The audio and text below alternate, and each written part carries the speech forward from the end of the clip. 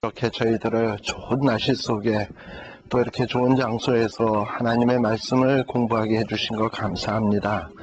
정말 하나님의 말씀을 통해서 우리 아버지 하나님께서 우리에게 향하신 그 깊으신 뜻을 온전히 바로 알아가게 하여 주시고, 우리 하나님께서 우리를 쓰시고자 하실 때 정말 귀하게 쓰임받는 귀한 주님의 아들, 딸들, 주님의 종들 다 되게 하여 주시옵소서.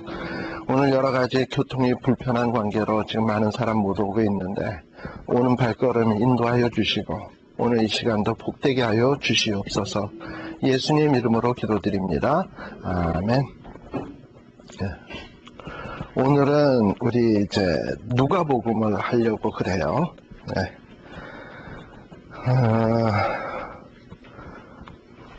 마태, 마가, 누가, 요한, 이 사복음서가 조금씩 다 다르지요.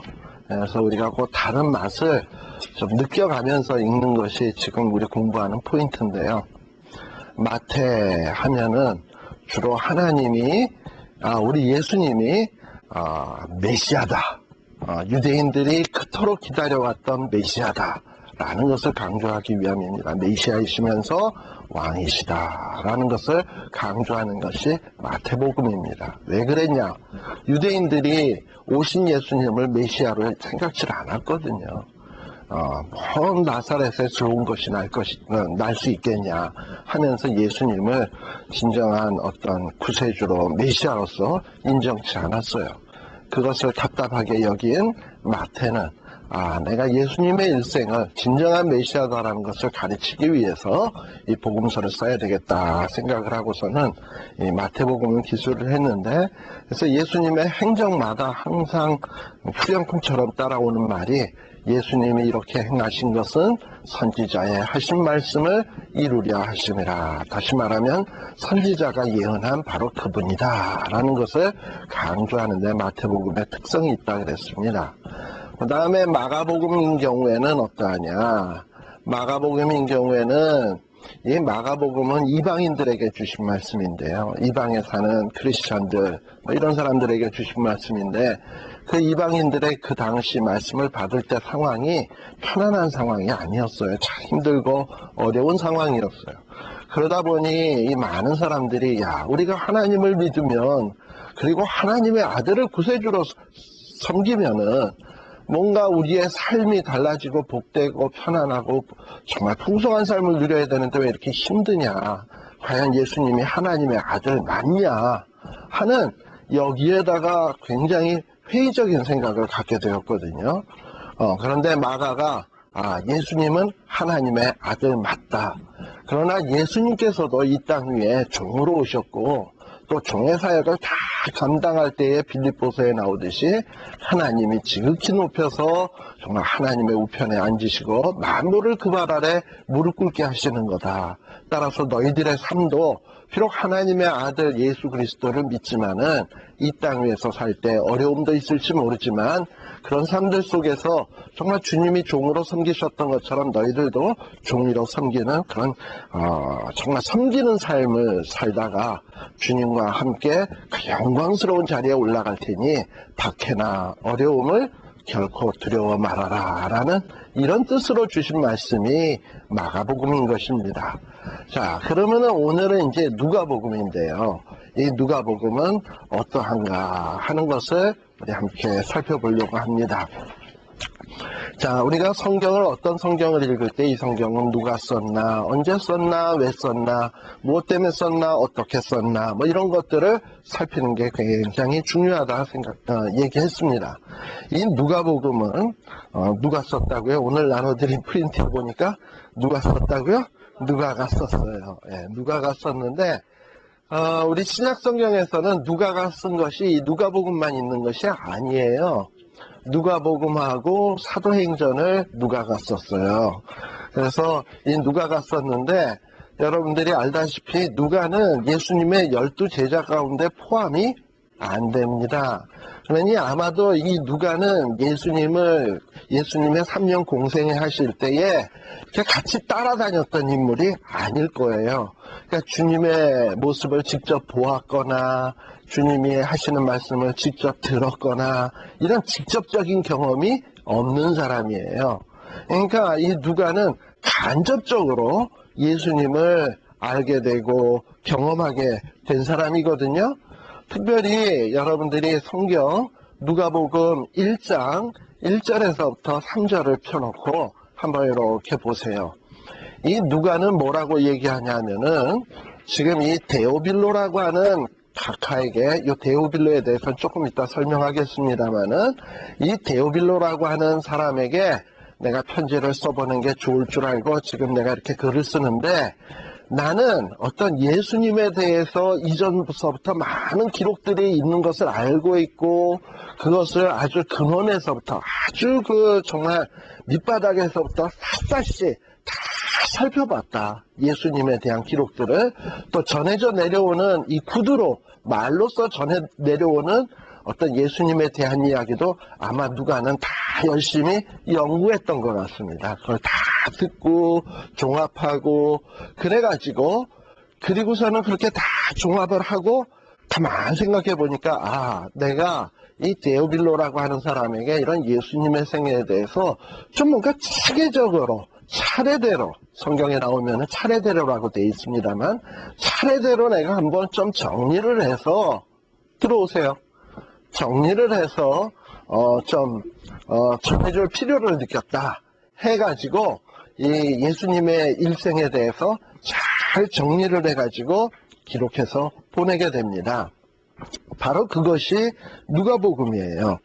근데 누가가 왜 이렇게 예수님의 생애에 대해서 차례대로 연구를 하고 정리를 해서 아주 질서 있게 이렇게 정리를 해서 전하냐? 여기에는 뜻이 있어요.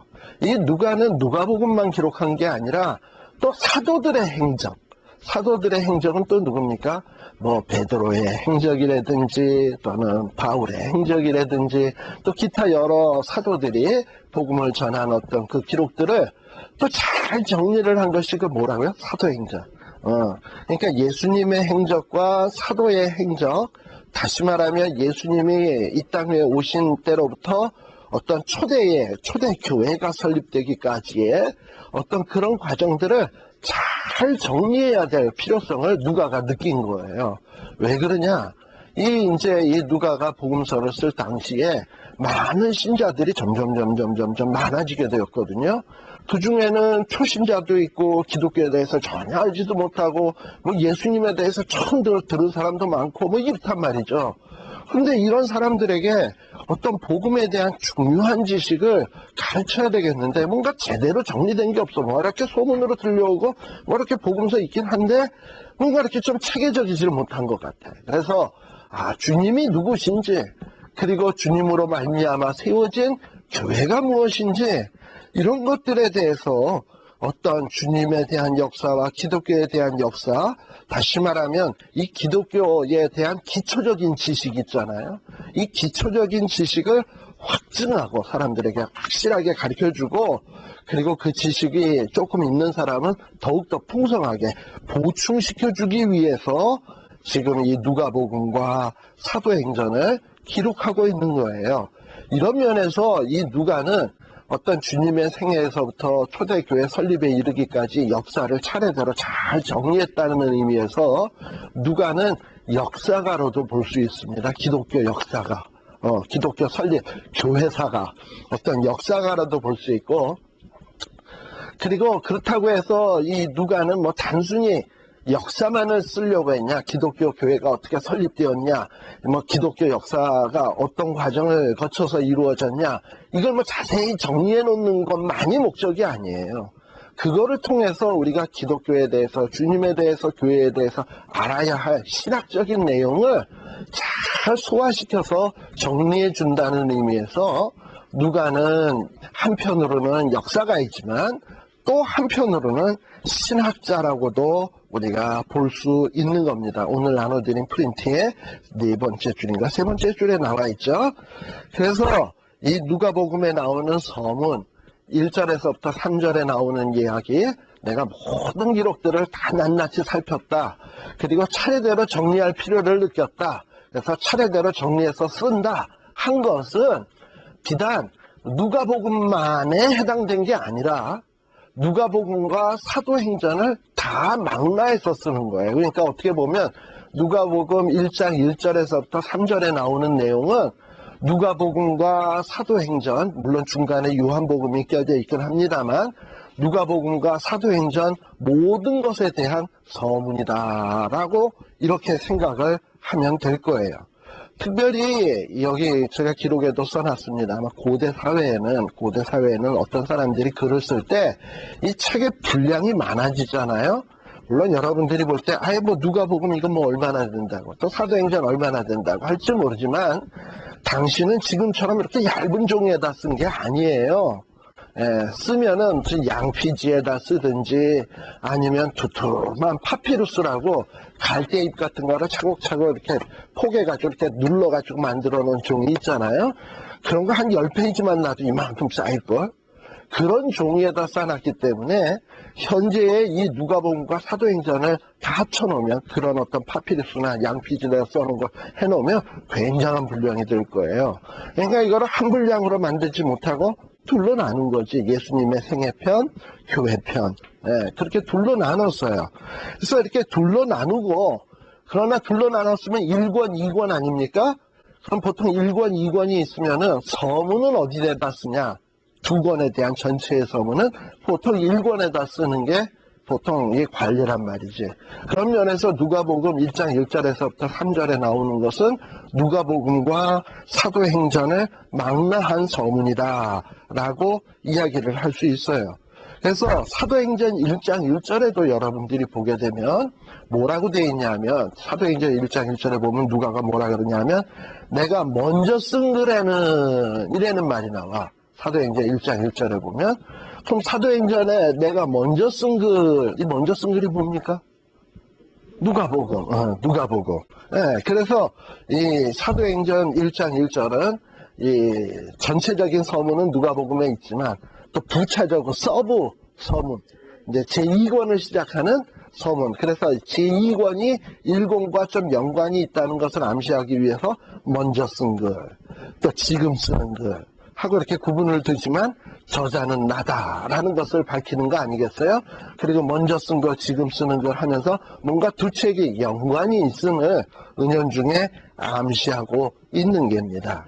이게 보통 이 누가복음과 사도행전에 대한 대략적인 설명을 드렸고, 자 그럼 이렇게 누가복음과 사도행전을 쓰고 있는 이 누가라고 하는 이분은 도대체 어떤 사람이냐 했을 때 많은 학자들이 누가는 정통 유대인이 아니라 헬라 사람 아니겠나라고 이렇게 추측을 해요. 왜냐? 이 누가복음을 읽어보면요. 그 헬라어가 어떤 사복음서보다도 유창하고 아주 그 문체가 수려합니다.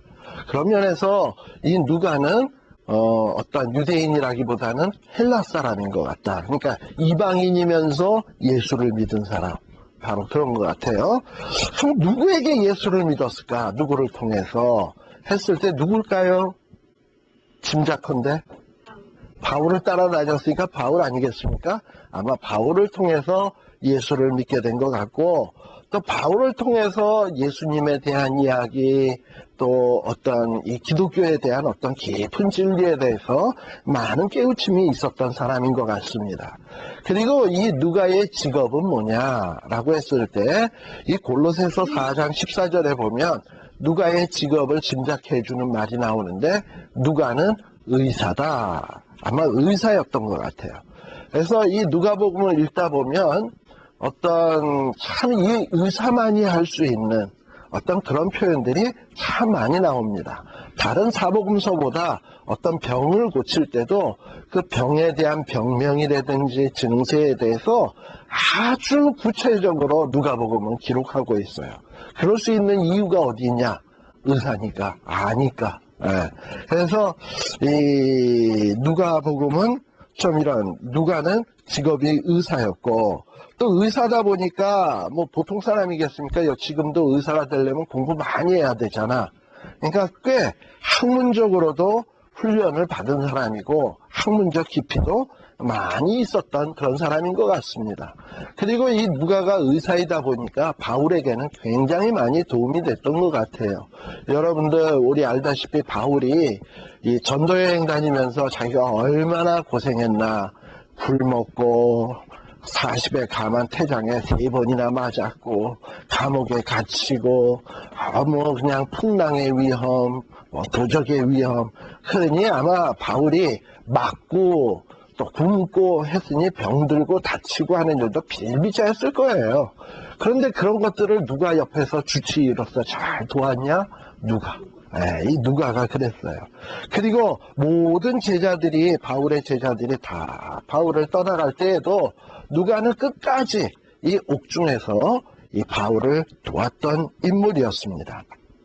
따라서 이 바울에게는 이 누가라고 하는 사람은 없어서는 아니 돼. 정말 이 바울의 사랑스러운 수종자였습니다. 그리고 바울이 전도 여행을 다닐 때도 늘 따라다녔어요. 그래서 사도행전을 읽다 보면 이 전도 여행을 하던 자들을 지칭할 때 보면 뭐라고 얘기하냐? 우리가. 지금 글은 누가 써요? 누가가 써. 근데 우리가 하면 자기도 포함되는 거야, 안 되는 거야? 되는 거죠. 그러니까 보면 바울은 물론 나도 포함해서 우리가 이렇게 쓰는 거 보면 이 누가가 전도 여행을 다니면서 일일이 보고 듣고 체험하고 했던 것을 기록하고 있는 것을 볼 수 있습니다. 그래서 이 바울의 2차 여행 중에 드로아에서 처음으로 바울과 동행한 사람이었는데 마지막까지 이렇게 바울을 따라가서 로마까지 갈 수 있던 사람입니다. 따라서 이렇게 누가가 누가복음과 또 사도행전을 쓰는 것은 너무나도 당연한 것 같아요. 뭐 정말 열심히 연구도 했고 또 바울처럼 훌륭한 신학자가 어디 있어. 근데 그 신학자에게 다 배웠으니 정말 그런데다가 또 누가가 공부도 많이 한 사람이니 그는 충분히 글을 쓸 자격이 충분히 있는 그런 사람입니다. 자, 그러면 이런 누가가 도대체 이 누가복음과 사도행전을 누구에게 쓰는 거냐라는 얘기인데요. 자, 거기에 보면 우리 기록에도 나왔습니다만 처음부터 말씀의 목격자 되고 일꾼된 자들의 전해준 그대로 사실 누가는 처음에 말씀의 목격자가 아닙니다. 주님의 일꾼 아니었습니다. 그 사람들이 전해준 것들을 다 모아서 열심히 연구한 사람이지 모든 일을 근원에서부터 자세히 미루어 살핀 사람이지 실질적으로 말씀의 목격자는 아니었어요. 그런데 지금 이 누가가 누구에게 쓰고 있냐면 누가복음 1장 1절에서 보면 데오빌로 가카라고 설명을 하고 있습니다. 데오빌로라고 하는 사람에게 주님의 사역을 소개하고 그 주님의 사역의 의미가 무엇인지를 설명하고 그럴 목적으로 지금 이 글을 쓰고 있다라는 얘기예요. 근데 여러분들이 데오빌로가 도대체 누구냐? 참 이게 많은 성경학자들에게 어려움이 있는 부분이에요. 데오빌로. 이 데오빌로라고 하는 이 이름은요, 유대인의 이름이 아닙니다. 유대인의 이름이 아니에요. 데오빌로. 그리고 뒤에도 붙는 호칭이 카카라고 붙었잖아요. 이건 뭐 유대인에게 붙이는 어떤 호칭이 아니에요. 그러니까 이 데오빌로는 그럼 도대체 뭐냐? 할 때 여러분들 신학이라는 말을 영어로 뭐라 그러죠? 데올로지라 그러잖아요. 데올로지의 신학이라는 말은 데오라는 말은 원래 헬란 말에서 온 거예요. 데오라는 말은 테오스라는 말에서 하나님이라는 얘기예요. 로지라는 말은 이야기라는 말이고 하나님에 대한 이야기가 신학 이야기니까. 근데 데오빌로 하면은 앞에 뭐가 붙어? 데오. 뭐라고요 이거? 하나님. 그 다음에 뒤에 말은 필로라는 말이 붙잖아요. 필로. 지금 빌로라고 우리말엔 써있지만 원래 필로라는 말이 오를 거예요. 필로. 이 필로라는 말은 여러분들이 이거 어디서 다 들은 말이에요. 보통 우리가 사랑 얘기하면은 세 가지가 있습니다. 어떤 게 있냐면 사랑에는 뭐 헬란 말에 한 세 가지가 있다고 아마 많이 배웠을 텐데 아가페적인 사랑, 그 다음에 뭐 에로스적인 사랑, 또 그 다음에 필레오의 사랑, 있다 그래요. 아가페는 정말 대가를 바라지 아니하고 무조건 퍼주는 희생적인 사랑. 그 다음에 에로스는 남녀지간에 사랑하는 그런 어떤 성적인 사랑. 그리고 필레오 하는 거는 보통 뭐 친구지간에 이렇게 서로 사랑하는 거. 바로 그런 사랑을 필레오다 이렇게 얘기를 하는데요. 바로 데오 빌로에 나오는 끝에 나오는 이 빌로라고 하는 이 말은 필레오에서 온 말이에요. 필레오. 다시 말하면 데오 빌로라는 이름의 뜻은 뭐냐면 하나님의 사랑하는 자 혹은 하나님의 사랑하는 친구라는 이런 뜻입니다. 자, 그러면 이름이 하나님의 친구. 물론 그런 뜻을 가진 이름을 가진 사람을 그런 이름이 있을 수 있겠죠. 예, 그런데 그러다 보니까 이 데오빌로라는 게 진짜 이름인가 아니면 그냥 하나님의 친구라고 이렇게 표현한 건가 하고 이렇게 의견이 분분했어요. 그러다 보니까 이 데오빌로는 누군가 해서 제가 1, 2, 3, 4, 5 여러 가지 가능성을 이야기하고 있지 않습니까? 첫 번째는 카카라고 하는 걸 붙은 거 보니까는 하나님의 친구니까 그리스도인이겠죠. 그리스도인이긴 그리스도인인데 당시 사회에 꽤 영향력이 있는 사람을 데오빌로라고 부른 것 아니겠나. 이름이 아니라 데오빌로라고 이렇게 부른 거 아니겠냐. 또 어떤 사람은 또 어떤 신학자는 무슨 얘기냐면 맞다. 이 데오빌로는 이름 맞는데 진짜 이름이 아니고 가명이다. 가명. 어떤 의미에서 가명이냐면 이 기독교를 탐구하다가 죽음을 당한 어떤 귀족이 한 사람이 있습니다. 이 사람은 도미티안이라고 기독교를 굉장히 박해한 왕이 있었는데 이 도미티안의 사촌 형제예요. 근데 이 사촌 형제인데 복음을 듣고 예수를 믿게 된 거야. 한 사촌 형제는 예수 믿는 사람을 박해하고 한 사촌 형제는 예수를 믿게 되고 그리고 하나는 왕이고 하나는 귀족이고 그러면 암만 귀족이고 사촌 형제지만 당시 분위기가 기독교를 박해하는 분위기인데 자기가 나 예수 믿는다라고 신분을 탁 드러낼 수 있겠습니까? 그러니까 그럴 수 없죠. 근데 이 사람의 이름은 뭐였냐면 티투스 프라비우스라는 사람이 아니겠냐라고 얘기를 하는데 이 티투스 프라비우스라는 사람이 자기가 도미티안의 사촌 형제고 지금 예수를 믿는데 자기 신분을 탁 드러낼 수 없잖아요. 그래가지고 자기 신분을 감추기 위해서 가명을 쓴 거야. 뭐라고? 나는 하나님의 친구다 해서 데오빌로라는 이름을 쓴 거 아니겠나 하고서는 데오빌로를 사용했다라는 설도 있어요. 상당히 가능성이 있어요. 그리고 또 세 번째는 어떤 사람이냐면 이 로마의 중류계층의 사람으로서 어떤 기독교에 대해서 그래도 호의적인 생각, 좀 호감을 갖고 있는 이런 사람들이 아닐까라는 이런 설. 또 네 번째는 어떤 경우냐면 이 로마 지역에 이렇게 살고 있는 이런 사람들 가운데서 지금 갓 예수 믿은 사람 있잖아요. 제가 아까 처음에 얘기했듯이 갓 예수 믿었는데 기독교의 기자도 모르고 교회가 뭔지도 모르고 주님의 생애에 대해서 들은 풍월 지식만 있고 전혀 정리가 안 돼 있어.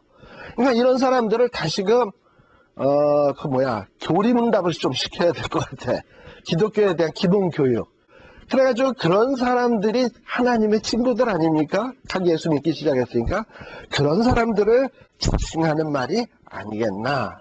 또 마지막은 어떤 케이스냐면 이 누가복음을 기록할 때에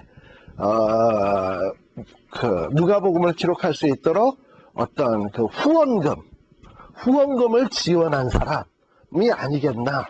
뭐 이렇게 설이 여러 가지가 있습니다. 그러나 이렇게 여러 가지 설 가운데 확실하게 이거다라고 확실하게 정해진 게 없어요. 그러면 도대체 이 1차 독자들은 누구냐? 데오빌로가 누구냐? 또 누가복음을 처음 읽었던 사람은 누구냐? 하는 것을 우리들이 제대로 알려면은 이 누가복음의 내용을 읽어보면서 미루어 짐작할 수밖에 없어요. 자, 그러면 이 누가복음의 이 내용을 살펴보기 앞서 이 누가복음이 기록될 당시의 배경에 대해서 살펴보는데 이 누가복음이 기록될 연대는 대개 예수님이 이 땅에 오신 후 70년, 80년대, 그러니까 AD 70년대 아니면 늦게 80년대에 기록된 것이 아니겠나라고 생각을 합니다. 근데 이렇게 이 누가복음이 기록될 당시에 이 초대 기독교 안에 이단적인 사상이 침투해 들어오기 시작을 했어요. 이 이단적인 사상은 영지주의라고 하는 이런 이단적인 사상인데, 그노스티즘이라고 하는 이 영지주의 사상인데요. 이 영지주의가 기독교를 위협하기 시작을 했어요. 그럼 도대체 이 영지주의가 뭔가 하는 것을 조금 내가 설명을 드리면, 이 영지주의의 기본적인 개념은요, 어떤 이 세상에 있는 모든 만물을 둘로 나눕니다. 영에 속한 것, 육에 속한 것. 이 둘로 나눠. 그리고서는 둘로 나누고서는 어떻게 생각을 하냐면, 영에 속한 것은 거룩하고 깨끗하고 좋은 것인데, 육에 속한 것은 악하고 더럽고 추한 것이다 라고 생각하는 거예요. 자, 그러다 보니까 이런 생각을 가진 사람들은, 아니 예수님이 이 땅 위에 육신을 입고 왔다는데 그게 말이 되냐? 이렇게 얘기하는 거예요. 거룩하신 하나님이 육신을 입고 와, 어떻게 거룩하신 하나님이 육신을 입을 수 있겠냐? 인간의 몸을 입을 수 있겠냐? 더러운데 인간의 몸은 더럽고 추한 것인데 그걸 어떻게 입겠냐?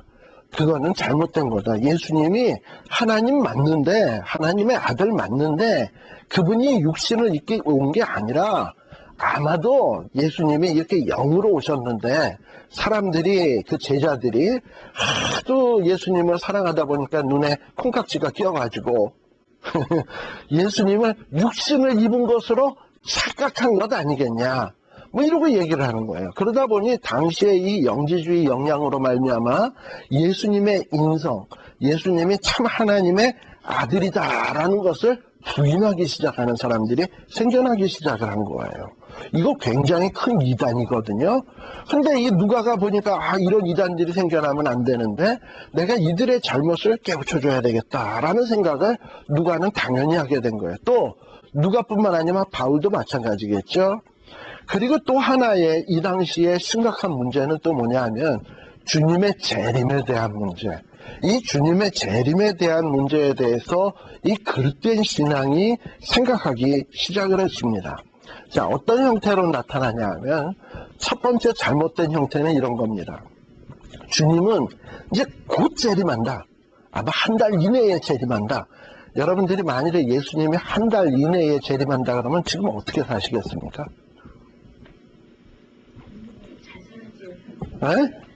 한 달 동안 뭐 어떤 대충 먹고 살 돈 있으면 일 나갈래요? 안 나갈래요?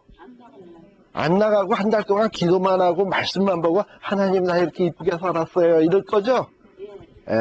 아마 많은 사람들이 그런 생각을 할 거예요. 주님의 재림이 곧 임박했다 그러면 되게 그래. 내가 확실히 주님이 뭐 한 달 안에 온다 그런다면 저는 뭘 할 것 같아요? 가서 은행에다 론을 얻어.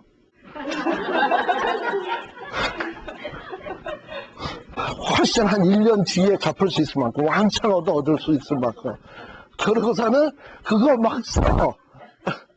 오실 거 확실한데 뭐. 그러니까 이 돈 이제 안 갚아도 되는데 뭐. 아마 그런 문제도 생겨날 거예요. 그래서 마찬가지로 이 당시에도 예수님께서 곧 재림을 한다 그러니까 사람들이 일을 안 해. 자기의 일을 안 하는 거야. 그리고 그냥 뭐 기도만 하고 말씀만 보고 막 이런 식의 생활을 하는 거예요.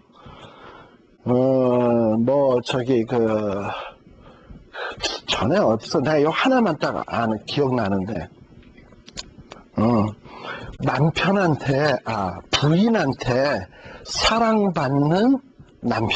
부인한테 사랑받는 남편 리스트를 쫙 이렇게 뽑았나 봐. 그래서 해서 어떤 사람이 부인한테 사랑을 많이 받나 해가지고 뭐 3등, 2등, 1등 뭐 이러고서는 최고 대상이 나왔는데요. 이 대상 받은 사람이, 부인한테 가장 사랑받는 대상은 어떤 사람인 줄 알아요? 내일 세계의 종말이 온다 할지라도 오늘 나는 설거지를 하고 빨래를 하겠다. 뭐 이런 사람이래, 남편이. 자, 왜 웃자고 하는 얘기였고, 근데 그만큼요, 이 세계에 종말이 온다고 해서 사실 빨래하고 설거지를 하겠다 그런 사람 대단한 사람이죠. 되게 내 세계에 종말이 온다 그러면 딴짓들을 많이 하지. 자기 하던 일 계속 하겠습니까? 그래서 그런 얘기가 나온 것 같은데, 스피노자인가 한 사람은 이런 얘기를 했잖아요. 나는 내일 세계에 종말이 온다 할지라도 나는 오늘 한 그루의 사과나무를 심겠다. 이 바보 아닙니까? 어떻게 보면요. 사과나무를 심으면 그 사과가 언제 열릴 줄 알고 내일 세계에 종말이 오는데 그 쓰잘데기 없는 일을 왜 합니까? 그러나 스피노자가 얘기한 것은 설사 세계의 종말이 내일 온다 할지라도 그냥 내가 살아온 대로 계획한 대로 차근차근 사는 것이지 갑자기 달라질 이유가 없는 거다라는 거 설명하는 거예요. 우리 예수 믿는 사람도 마찬가지인 거야. 내 세계에 종말이 온다 할지라도 착실하게 살면 되지, 살던 대로. 왜 갑자기 은행론하고 갑자기 안 하던 기도 갑자기 더 하고 평소에 하지 안 하던 성경 공부 더 힘쓰고 왜 또 흰옷은 입고 왜 모여있어 또. 그러면 안 되는 거야. 근데 당시에 그런 어떤 웃기는 사람들이 생겨나기 시작을 한 거예요. 그러니까 이 누가가 보니까 특히 초신자들한테 그런 일이 많을 거 아닙니까? 그죠? 그래서 이런 사람들의 어떤 그릇된 신앙을 고쳐주기 위해서 또 이 재림에 대한 또 하나의 잘못된 신앙은 뭔지 알아요? 뭐냐면 예수님이 재림한다 그랬는데 곧 재림한다 그랬는데 아니 하루를 기다렸는데도 안 와, 이틀을 기다렸는데도 안 와, 한 달 됐어, 두 달 됐어, 1년 지났어, 2년 지났어, 내가 요번 1년만 더 기다려버리라 했는데 또 안 와. 그럼 여러분들 어떻게 되겠습니까? 예수님은 뻥이구나, 온다고 하신 거 순뻥이구나, 이거 재림 그런 거 없다, 재림 없는데 재림에서 심판주가 되신다고 심판이 있다고? 그딴 거 없다. 자, 심판이 없고 재림이 없다고 생각이 되면 사람이 어떻게 살겠습니까? 그냥 간이 배 밖에 나온다 그러죠. 무서운 게 없지. 심판이 없는데 두려울 게 뭐 있어요. 그냥 내가 사는 동안 내 하고 싶은 대로 막 하고 살면 되는 거지. 사람 죽이고서도 왜 죽여 이랬대. 내 맘이야 하면 되는 거지. 그러고 산단 말이죠. 사람들이 법을 어기고 지멋대로 살게 된다 이 말이죠. 이게 재림을 늦어진다, 재림이 없다 생각하는 사람에게 나타나는 현상들인 거예요. 당시 이 기독교에도 이렇게 주님의 재림에 대해서 이렇게 오해하고 있는 사람들이 막 사는 사람이 있어. 재림이 없는 것처럼, 심판이 없는 것처럼. 이러면 안 되잖아. 그래서 이 누가가 이런 자들에게 정말 뭔가 기독교에 대한 올바른 지식을 좀 가르쳐줘야 되겠다 하는 이런 마음이 생기게 된 거예요. 또한 이 누가 당시에는 또 어떤 일이 임박해 오냐면 여러분들 마가복음 때도 그렇습니다만 이 누가가 복음서를 기록할 때에 특별히 이 기독교에 대한 박해가 얼마 남질 않았어요. 이제 아주 대대적인 박해가 기독교에 대해서 이루어질 거예요. 아까 도미티안이 된 사람도 얘기했잖아요. 대대적인 박해들이 이제 기독교인에게 임하게 될 겁니다. 근데 이 누가는 헬라 사람이잖아요. 근데 이 기독교에 대해서 왜 이 헬라나 로마 사람들이 박해를 하느냐 하면 이들은 세계를 정복한 사람들인데 뭔가 이 조그만 나라, 이 유대 국가가 자꾸 뭔가 독립을 하려고 그러고 자기네 나라는 하나님의 나라다 이러고 지금 온 로마는 전 세계가 하나인데 한 나라인데 자기네 나라는 하나님의 나라 따로 있다 그래가지고 엉뚱한 소리들을 막 한단 말이지. 그러면 여러분들 보실 때 어떻겠어요? 여러분들이 로마 황제다 혹은 그리스의 황제다 하면 이놈들 봐라. 로마는 지금 한 나라인데 여기에 또 다른 나라가 있어? 이 나라에 대해서 혁명을 일으키려고 하는 거야?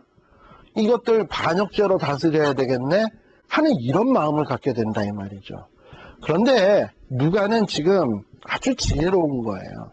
지금 이 시작되는 예수 그리스도의 이거는 하나님의 나라는 어떤 정치적인 나라가 아니다. 영적인 나라다. 너희랑 충돌되는 나라가 아니다. 또 한 가지는 너희들이 그동안에 이 유대 나라에 대해서 어느 정도 신앙의 자유를 주지 않았습니까? 아시다시피 이 로마 황제 빌라도도 대제사장 로마의 유대의 헤롯 다 인정하고 그들이 마음대로 활동할 수 있도록 하지 않았어요? 로마의 반기만 안 드는 이상엔 이렇게 유대 나라에 대해서 정치적인 자유와 종교의 자유를 허용하고 있었거든요. 그런데 이 누가는 무슨 얘기를 하냐면 지금 우리의 기독교는 뭔가 새로운 종교를 만들어낸 게 아니라 이 유대교의 뿌리를 두고 있는 것이고 이 유대교를 성취하는 종교다. 그러니까 이게 다른 종교가 아니라 같은 종교다. 너희들이 그동안 인정해온 그 종교랑 같은 것이다. 그리고 우리가 생각하는 하나님의 나라는 정치적인 왕국이 아니다. 이거는 우리가 영적으로 이룰 하나님의 나라인 것이다 하면서 뭔가 기독교를 로마인들이 적대시하지 않도록 변호하고 그리고 뭔가 기독교에 대해서 설명하려고 하는데 굉장히 누가가 신경을 기울이고 있습니다. 이런 것들을 우리들이 당시 이 종교적인 상황과 이거를 조금 살펴볼 필요가 있어요. 자, 이런 배경 속에서 이 누가가 그래서 그럼 이 교회와 세상을 위해서 그리고 세상에 있는 교회를 위해서 그러니까 교회에게도 교회에 속한 크리스찬 또 세상에 있는 사람들에게 이 교회가 무엇인지 어떻게 해서 지금 우리의 교회가 이루어지게 되었는지 우리의 기독교가 어떻게 이루어지게 되었는지 이걸 설명하려고 하는 거예요. 이게 바로 뭐냐면 누가복음이고 사도행전이라는 얘기예요. 누가복음을 통해서는 너희들이 알아야 될 예수님의 생애가 이런 거였다.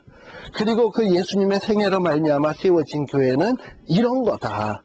라고 설명하는 책이 사도행전인 거예요. 그래서 누가복음과 사도행전은 어떻게 보면 누가가 세상과 그리고 이 기독교인들에게 교회가 뭔지 기독교가 무엇인지를 설명하는 어떤 굉장히 역사적이고도 신학적인 책이다라는 것을 여러분들이 좀 이렇게 아셨으면 좋겠어요.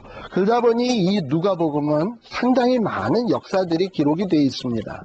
그러나 단순히 역사로만 보면 안 되고 그 안에는 신학적인 메시지가 있다. 그래서 어떤 면에서 역사를 이용한 설교다라고 보시면 되는 거예요. 역사를 이용한 설교. 그러다 보니까 이제 그 여러 가지 이 기독교에 필요한 내용들을 많이 설명하고 있습니다. 자, 그래서 여기 누가가 관심을 갖고 있는 문제들하고 써놓은 거 2페이지에 보세요. 거기에 내가 아까 말씀드렸듯이 많은 사람들이 이 임박한 종말이 곧 온다. 이것 때문에 막 신앙이 흔들렸다 그랬잖아요. 바로 그거 바로 잡기 위한 거고. 또 어떤 사람들은 종말이 오지 않는다 뭐 이러고서 엉터리로 사는 사람들 이런 걸 바로 잡기 위해서 바로 이런 사람들에게 어떤 신앙적 해답을 제시하고 어떤 신앙 지도의 필요성을 느끼고 이 복음서를 쓰고 있다라는 것을 여러분들이 기억할 필요가 있습니다. 자, 그러면은 요 정도로 서론을 말씀드리고요. 그 다음에 이제 지금 몇 시죠? 아직 조금 더 가야 되겠네요. 자, 누가복음 21장 9절 한번 봅시다. 거기에 제가 성경 구절 써놨습니다만.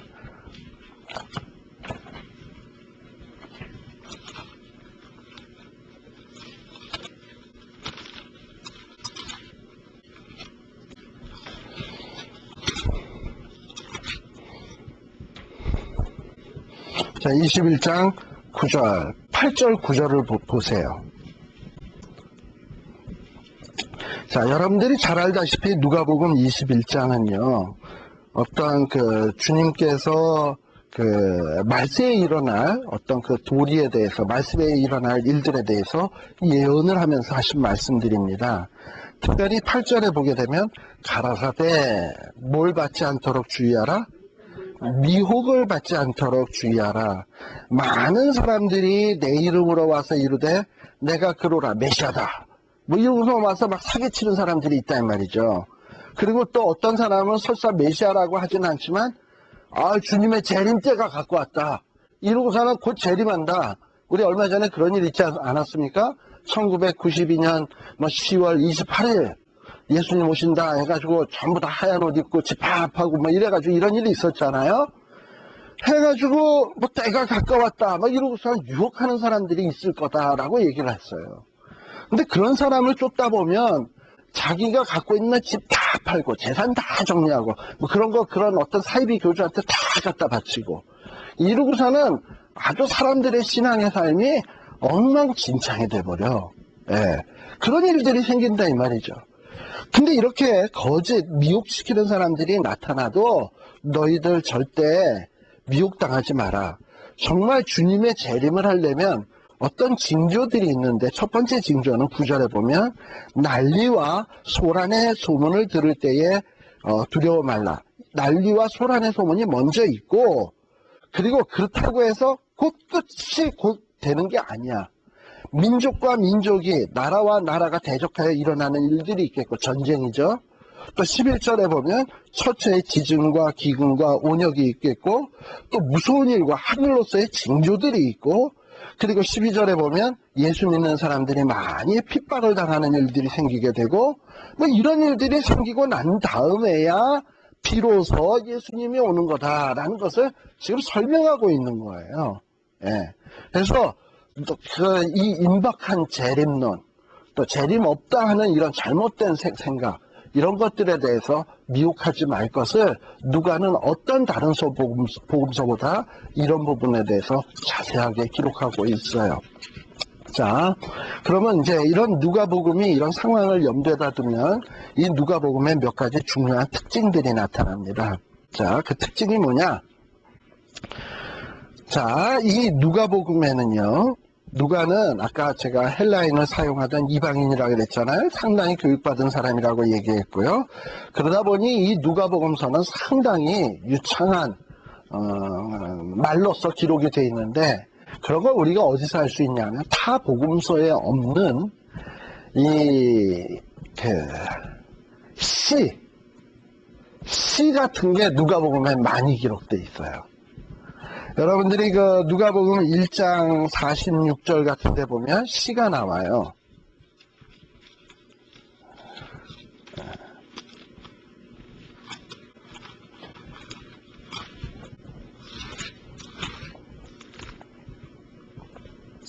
(1장 46절) 하면서 마리아가 걸어대 내 마음이 내 구주를 기뻐하였으면 그 계집종의 비천함을 돌아보셨습니다. 보라 이제 후래는 만세의 나를 보기 있다 이러고서 쭉 마리아의 찬양이 나오는데요. 이 말이 지금 헬라어로 기록되어 있잖아요.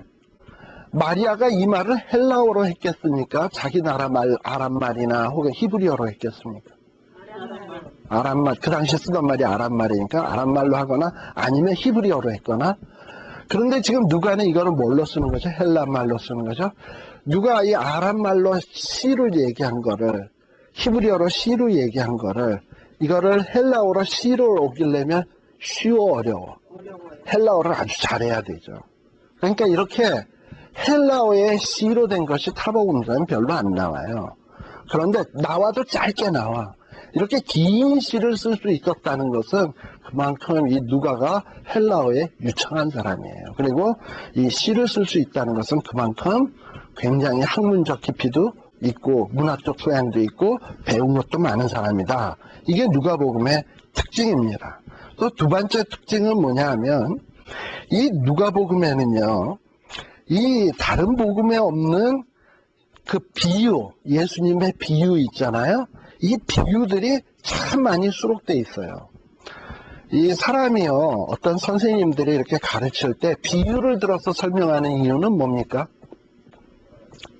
네? 잘 알아듣기 쉽게 하기 위해서. 그래서 저도 좋은 선생님이라서 아까 내일 세계의 종말이 온다 할지라도 나는 오늘 한국에 사과나무가 아니라 설거지과 빨래를 다 하겠다 뭐 이런 얘기 했잖아요. 뭐 그렇듯이 이렇게 비유를 든다는 거는 상대방을 잘 알아듣게 하기 위한 목적이에요. 물론 예수님께서 간혹 비유로 하신 이유는 어떤 경우도 있냐면 감추기 위해서. 귀 있는 자는 듣고 귀 없는 자는 못 듣게 하기 위해서 비유를 쓰신 적도 있는데 원래 통상적으로 비유라고 하는 것은 잘 이해시키려고 비유를 사용하는 거예요. 그런데 지금 이 누가는요 이 자기의 지금 이 기독교인들, 초신자들, 예수를 잘 믿어야 될 사람들에게 기독교를 가르치기 위해서 이 예수님이 했던 것 가운데서 예수님이 쓰셨던 이 비유들을 잊지 않고 또박또박 기록하고 있어. 예를 들면 뭐 어떤 거, 탕자의 비유. 사실 여러분들 돌아온 탕자의 비유만큼 어떤 구원에 대해서 잘 설명해 주는 비유가 있습니까? 여러분들 알다시피 탕자가 어떤 집안에 아버지와 아들들이 있었는데 못돼 먹은 아들이 집 떠났잖아요. 그런데 다 허랑방탕하게 다 해버리고선 그 다음에 나중에 쫄딱 망해가지고 내가 아버지 집에 있을 때가 훨씬 좋았다. 우선 돌아오잖아요. 근데 그때 하나님이 아버지가 어떻게 해? 아들이 나간 그날로부터 아들을 기다리기 시작해. 언제나 돌아올까. 하고서 나가서 기다리고 이랬어요. 그러니까 이 아버지는 벌써 마음에 이 아들을 돌아오기 전에 이미 용서한 거야. 기다리고 있었던 거야. 그리고 돌아오니까 넙죽 안아주고 반지를 빼주고 잔치를 벌리고 하잖아요. 바로 그게 우리의 구원이거든요. 그러니까 하나님은 내가 돌아오기만 하면 벌써 용서할 준비를 다 하고 계셔, 우리 하나님은. 그래서 내가 돌아오기만 하면 안아주시고 반지 주시고 잔치 벌려주시고 할 거예요. 바로 이게 기독교예요. 그러니까 이런 기독교를 잘 설명을 하려다 보니까 다른 복음서에 없는 탕자의 비유 마태복음에 있습니까? 없어요. 요한복음에 있습니까? 없어요. 마가복음에도 없어요. 어디에만 나오냐? 누가복음에만 나와. 그 다음에 뭐 잃어버린 드라크마 비유 아시죠? 어떤 여인이 동전 찾기 위해서 막 찾아가지고 막 기뻐했다는 이야기. 이런 것들도 뭐냐면 잃어버린 생명들을 찾는 하나님의 기쁨이 어떤 것인가 하는 것을 설명을 하려니까 그런 비유를 들어서 설명을 하는 거야. 그만큼 이 누가복음에는 어떤 다른 복음서에 없는 예수님이 하셨던 이 비유들까지 낱낱이 기록해서 이 복음서를 읽는 사람들에게 기독교가 무엇인지, 하나님이 어떤 분인지, 우리 예수님이 어떤 분인지 하는 것을 설명하려고 애를 쓰고 있습니다. 뿐만 아니라 이 누가는요, 또 얼마나 꼼꼼하냐 하면 제가 누가가 좀 어느 정도 이 복음서의 역사를 기록했다 그랬잖아요. 그러다 보니 누가복음 안에 보면 굉장히 치밀하게 써놓은 것을 볼 수 있어요. 여러분들이 누가복음 2장 1절 한번 봅시다. 누가복음 2장 1절에 보시게 되면 자, 예수님이 탄생하게 될 때에 이제 그 상황을 설명을 하는데요. 뭐라고요? 이때에는 가이사 아우구스도가 영을 내려서 천하로 다 호족하라 하였으니 뭐 요 정도만 쓰면 되지. 뭐 그 다음에 다른 얘기까지 또 쓸 필요 뭐 있어? 가이사 아우구스도가 다 호족하라 했으니 3절 너 그냥 넘어가도 되잖아. 여러분들 어떻게 생각하세요? 1절 얘기해놓고 3절 가도 전혀 문맥이 잘못될 거 하나도 없잖아. 그렇지 않아요? 누가복음 2장 1절하고 그냥 2절 안 쓰고 3절로 넘어가도 되잖아.